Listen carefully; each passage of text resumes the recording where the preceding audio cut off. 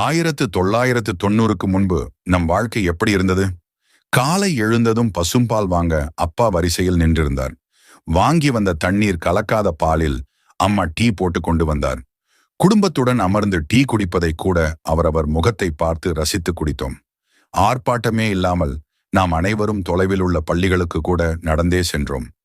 ஆசிரியரின் மீது மரியாதையும் பயமும் இருந்ததே தவிர ஒரு நாளும் ஆசிரியரை தரக்குறைவாகவோ இழிவாகவோ ஒரு மாணவனும் நினைத்ததில்லை. பள்ளி முடித்து வீட்டுக்கு வந்ததுமே பையை தூக்கி போட்டுவிட்டு தெருவில் கும்பலாக விளையாடினோம். விளையாட்டில் கூட ஆங்கிலம் கலக்காத தமிழ் நம் அனைவர் நாவிலும் வீரியமாக தோற்றியிருந்தது. மாலை 4 மணிக்கு மேல் நம் அக்கா தங்கைகளுக்கு அம்மா அழகாக சடை போட்டு விட்டார். உதிரியாக வாங்கிய பூக்களை மல்லி மற்றும் பிச்சிப்பூ வாழை நாரால் சிறு சிறுக கட்டி அதை அக்கா தங்கைக்கு அம்மாவே தன் கையால் குத்தி அழகு பார்த்தார். மாலையில் நம் தாத்தாவும் அப்பாவும் ஒன்றாக அமர்ந்து தூர்தர்ஷனில் செய்திகள் பார்த்தார்கள். வெள்ளிக்கிழமையன்று குறைந்தபட்சம் 10 பேராவது ஒன்றாக அமர்ந்து இரவு ஒளியும் பார்த்தோம். அம்மாக்களுக்கு அன்று சீரியல் என்றாலே என்னவென்று பொருள் தெரியாமல் வீட்டு வாசலில் அமர்ந்து நம் விளையாடுவதை வேடிக்கை பார்த்தனர். ஊற வைத்த அரிசியை ஆட்டுக்கல்லில் போட்டு அம்மா இட்லிக்கு மாவை அரைத்தார். அதிகபட்ச அப்பாக்களுக்கு சிகரெட் மற்றும் குடிப்பழக்கம் இல்லாமல் இருந்தது. ஞாயிற்றுக்கிழமை மதியம் தூர்தர்ஷன் மாநில மொழி திரைப்படத்துல தமிழ் படம் வராதா என ஏங்கி இருக்கிறோம். ஞாயிறு மாலை டிவியில் திரைப்படம் பார்ப்பதால் தெருவில் காக்கைகள் கூட பார்க்க முடியாத சூழ்நிலை இருந்தது. ஞாயிறு பார்த்த படத்தை பற்றிய விவாதம் திங்களன்று பள்ளி நண்பர்களிடத்தில் தொடர்ந்து கொண்டே இருந்தது. உறவினர்கள் வீட்டிற்கு வந்தால் அவர்களுக்காக வாங்கிய குளிர்பானத்தில் நமக்கும் கொஞ்சம் தருவார்கள் என காத்து கொண்டிருந்தோம்.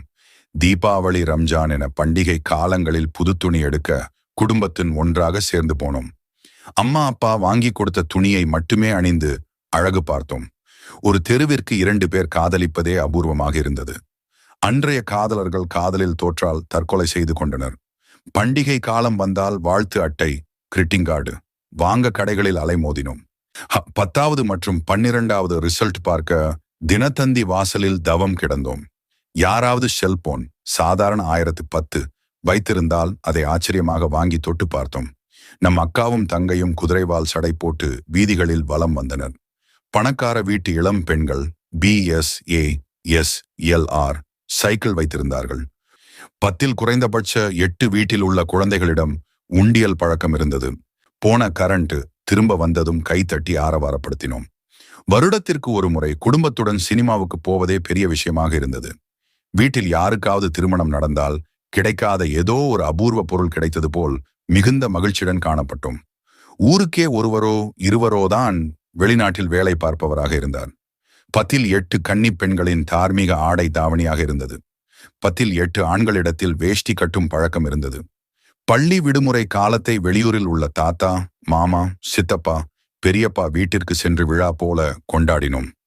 கிணற்றில் குளிக்கும் பழக்கம் இருந்தது. பலருக்கு நீச்சல் தெரிந்திருந்தது. அடிக்கடி காய்ச்சல், தலைவலி வந்தது கிடையாது. பல சரக்கு கடைகளுக்கு போகும்போது மஞ்சள் பைகளையே உபயோகித்தோம்.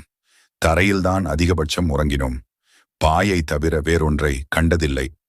12 மணி நேரம் உழைத்தாலும் உடலில் வியர்வை நாற்றம் வந்தது கிடையாது. இவை அனைத்தையும் விட அப்பா அம்மா சொல்படி கேட்டு அனைவரும் நடந்தோம். உலகில் உள்ள அத்தனை வசதிகளும் அருகிலே இருந்தால் கூட இன்று இவற்றில் ஒன்று கூட சாத்தியமில்லை. பழைய பொக்கிஷங்கள் ஒன்று கூட கிடைக்கப் போவதில்லை. அன்றைய வாழ்நாள்தான் சொர்க்கம்